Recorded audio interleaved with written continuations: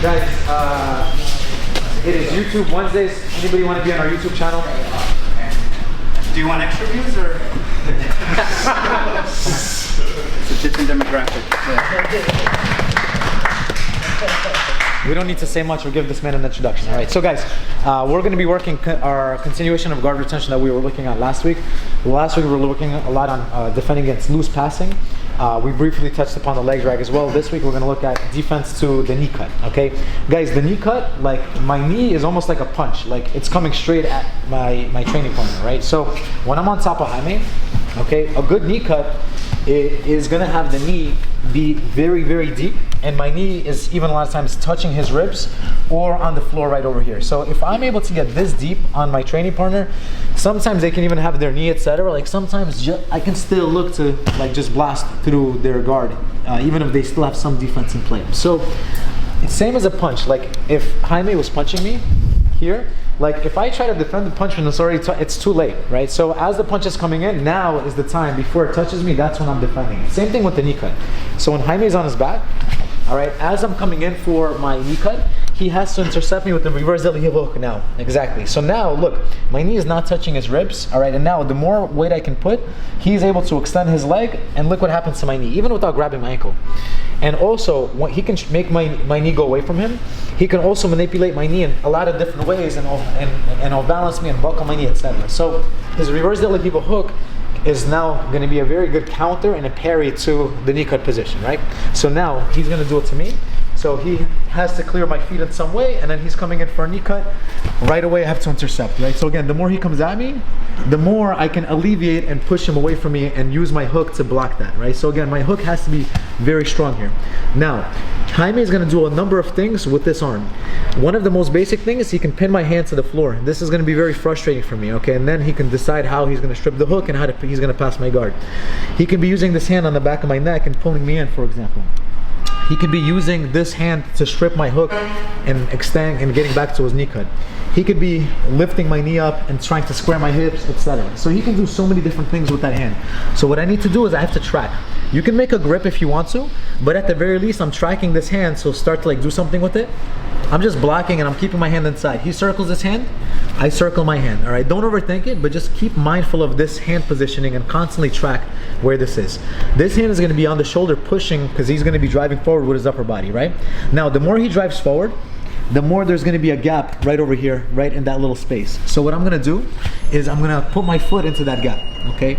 If I want to, I can do a little hip escape and then I'm going to put my foot into that gap. Now, the more Jaime drives into me, the easier it's going to be to take his knee out and place it on the floor.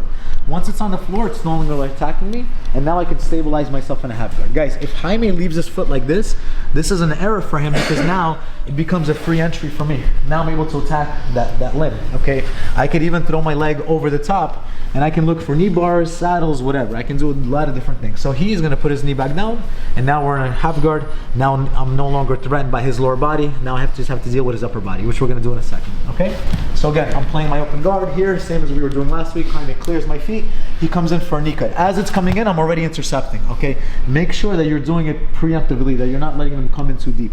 Now, the more weight they put on me, I'm gonna find my toe, or I hip escape, I find my toe, they're putting their weight, and now I'm able to transfer their knee onto the floor, put my knee shield back in front of me, and now I'm able to defend myself, okay? Any questions, guys, on any of this? All right, guys, the person on top, if you're going with a newer student, just be cooperative with the newer student, like don't blast through their guard. Allow them the hook. Allow them to go into here, okay? And Jaime wants to attack me right away, so he's grabbing my ankle, which is fine. But for today's purpose, this hand is going to be striking the wrist. You know, you can do a little fight, putting your weight on your training partner, and now when he's ready, he's going to go toe to toe. And now the more weight I put, the easier it is for him to make my knee touch the floor. And now I'm going to retreat as well, respecting that now he made my knee touch the floor. Cool? Let's go. All right, so guys, now the part two. We a very, very simple technique, but extremely effective, and one that I believe all of us should have in our back pocket at some capacity, especially from the bottom of half guard, right? So if Jaime is on his knees here in front of me, and I'm in my half guard position, I should have attacks on three sides. I should have attacks on this side here, down the middle, and on this side here. Rufus, pop quiz for you. On this side, we have arm saddles, we have kimuras, we have leg attacks, On this side, we're about to go for drags. On this side, we have omoplatas, we have triangles we can do, we have butterfly sweeps, etc. What is the one that's down the middle, Rufus? Down the middle? Yes. Triangle? No. Who said that? Sula? No, I say it. Who said that? Barry. Thank God Barry's here. G-rolls are the ones that down the middle. So down the middle, that's when we G-roll the person. Yeah, so that we G-roll the people down the middle. But guys, today we're gonna discuss how to attack this limb. So guys, I need a push and a pull to have control over a limb, all right? So to have some kind of tension on that limb. So if you grab here or I grab here, just break this grip. It's very breakable, very, very easy. And he doesn't feel like any tension. He can rewind his elbow, his shoulder, he can very easily take it away. So what I'm gonna do is I'm gonna reach for his tricep, like right where the armpit is. I'm gonna put my foot onto the hip, and I'm gonna do a push with my knee and a pull with my hand. Jaime, break that grip. It becomes quite difficult, you see that? So this becomes kind of sticky, all right? And again, I'm not moving too much, I'm just getting control over that limb before I attack it. When I'm ready to attack, I'm gonna draw from the tricep to the wrist. I'm gonna go from here to here. When I go to the wrist, guys, I'm not gonna hit the drag like this, because what can happen is if he's good, sometimes he's even gonna use that against me and he's gonna be able to smash me. So what I need to do is I gotta flick his wrist. Once I'm going from the tricep to the wrist, I'm gonna go like this, because now it's gonna be the back of his arm that's hitting me, and now I'll still be able to salvage it. I'll be able to still hit my drag. So again, I'm gonna go from the tricep to the wrist, and now when I'm ready, I'm gonna flick and I'm gonna do a drag. Guys, when I do a drag, don't let go of this arm until you get the seatbelt. Memorize that. So as I'm hitting the drag, I'm keeping that the whole time. I do not want to let go. A lot of people do this. If you start to let go and you start to build height, they can get an underhook and then put you back down, and now we're back to square one. Or if you hit a drag and now you're here, maybe they're too big to hit an underhook, but their arm is too big, they can get a 2-on-1 on this wrist. Yes, and now you build up, they're gonna bring this over their head on the other side, you're gonna fall over, and now everything is gonna go wrong for you again. There's gonna be different things that are gonna happen, right? So again, for that not to happen after I hit my drag, I never let go of that arm, okay? He's not gonna be able to underhook me, and he's not gonna be able to control it. Guys, this is where a lot of us go wrong. You see this hook here? A lot of us keep this hook very tight. And now, Sagnik, this is what it looks like. You look like this. Because you're too close, you're too tight. You actually want to loosen this up a little bit. It depends on your height, depends on your mobility. Loosen this up. As long as this foot is in between his legs, it's your hook already. So look, I loosened it up, and now it's so easy for me to come on top of him without losing my grips, okay? With this foot, I'm covering his hips right away. I want it to be difficult for him to tripod up. If I bring my foot here, he can start to tripod his hips up, and now maybe I'm falling over, he's gonna jump over. So I wanna make sure that I'm covering his hips, so if he does tripod up, I'm gonna cross my feet and I'm just gonna start looking to take his back from the tripod position, right? So once I'm here, all right, now and only now, I go to my seatbelt, I'm gonna use this foot to push off, and I'm gonna make him do a shoulder roll. Guys, as soon as we hit here, we have to cross our feet immediately. If your feet are open, he can start to take the foot out and jump over my hook, and now I can get his back again, but now I lost some control. So I'm gonna cross my feet, move around a little bit.